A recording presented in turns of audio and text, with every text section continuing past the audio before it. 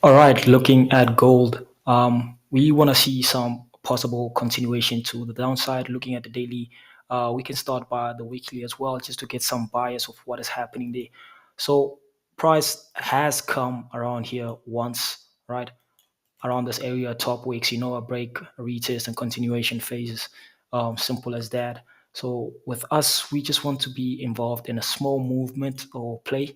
So looking at this, currently price is now failing to push higher. As you can see, when we covering this previous daily wick, price tried to push above, it failed and came back into play here.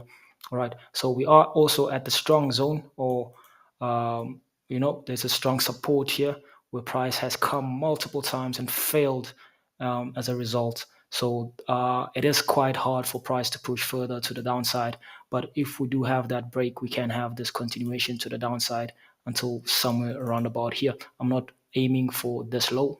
I think this is even a great play if price does get below here and continue to the downside. We have had that fake out here, a failure to push, but it's just a retest on lower time frames. Now coming back to the 4 hour time frame just to see what is price currently doing. Just by using my major zone right here, we can see price there try attempt to break out. Now we are currently breaking back into that major zone. So I'm still not in for those buys. Yes, we do have an untested level right about here, but price does do what price does, right? So my minor zones are the ones that are helping me out to navigate throughout this. We did take a loss this morning with the small push to the downside, and then price then went to the upside. So I have not yet changed my bias. So I will still keep looking for those sells and see where price will take us. So now refining that zone and finding a minor zone will be right about here. Looking at this candle, all right, just covering that zone. So the simplicity of it is just understanding what is a change of character where price now pushes to your minor zone, tries to break, and then fails, break back in, and continuation to the downside. All right. So looking at that on the 1 hour time frame, just to see what is happening there, we can see clearly that price has failed to stay above there and has come back into the zone or area. Right. So just refining this to make it look more neat and give us more clarity, something like this. All right, so let's keep it. This one should be something like this. All right, and then we can now just bring it closely and then bring it closely, just something like that. All right, so how do I find out where is my change of character?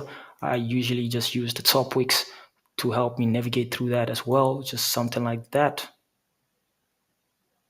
All right, something like this. Let's just use a horizontal array, much easier.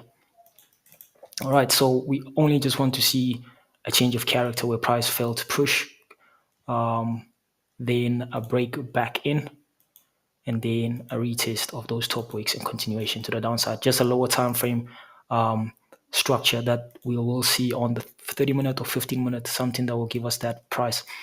So there is 1 minute now remaining. The next candle should possibly push up to this zone or this line right here, where it'll then engulf this one, particularly to the downside, where we want to just be break even around about here, because this is where the legs are being created. Your double bottoms or whatsoever you guys want to call it. So this one should push to the upside first, and then start pushing to the downside. So your sell limits can be around about here,